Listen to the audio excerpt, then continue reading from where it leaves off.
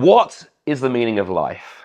That is arguably one of the biggest, the most important questions that human beings can ask. We've been asking it ever since they were human beings, and boy, it's a tough question.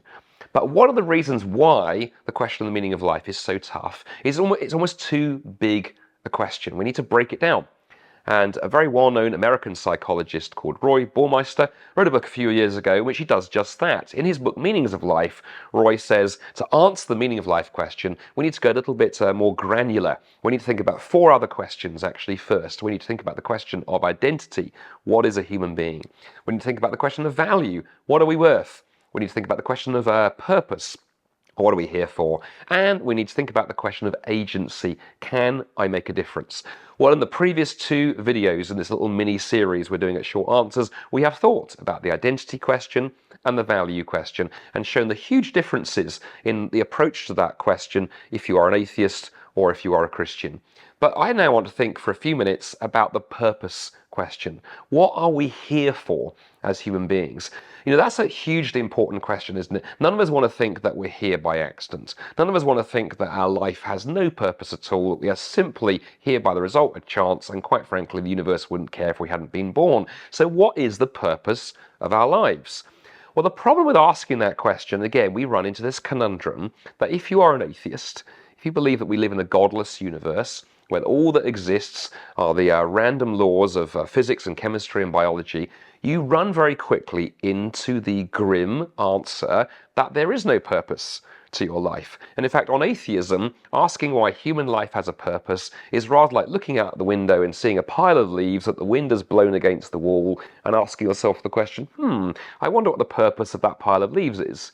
Well, the answer is there is no purpose. It's just an accident. Now, sure, we could use it for something. We could build a bonfire out of it or spray paint it pink, stick it in the Tate Modern and turn it into a piece of modern art. But that's not its purpose. That's a purpose that we've sort of invented after the effect. And the same goes for human life. Sure, in atheism, you can make something of your life. You can dedicate your life to stamp collecting or eradicating poverty or something. But that isn't the purpose of your life. That's just something you've tried to invent after the fact. The simple reality is there is no purpose. Even if you go purely biological and you say the purpose of human life is to, like every other animal, is to survive, reproduce, pass your DNA on to the next generation, well, I guess that gets you somewhere, but it's pretty grim. And again, I think atheism quickly gets stuck. And I would argue, actually, if you look over the history of thought and philosophy over centuries, atheist thinkers and intellectuals have never really managed to answer that question of purpose. They really run out of road pretty quickly. So what about the Christian faith? Well, one of the things that excites me when you read the Bible and you begin asking the question, okay, according to the Christian view of reality, what is the purpose of life? Well, very quickly, again, you find a very different answer. Nowhere does the Bible say, you know what, you're merely a cosmic accident. God was bored one day and created human beings as a bit of a laugh. Rather, you discover that God actually created us for relationship. Love is at the center of the Christian faith. And the Bible says, and says repeatedly, that God created us for two reasons. One, that we would come to learn to love one another. And secondly, we would learn to love him and discover a relationship with the God who created us. And throughout history, Christian theology has always answered that question, what is the purpose of life? By saying the purpose of life is to know God and enjoy him forever. And the wonderful offer at the heart of the Christian faith is not the claim that, hey, here are some interesting beliefs that you might add to your other beliefs, but here is the possibility of this relationship that can bring you infinite peace and joy, can give a foundation for identity and certainty, a hope that can deal with the mess and brokenness and crap in your life. A relationship grounded on that relationship with the God who created you. That is what you are made for, and it is available on offer for all of us.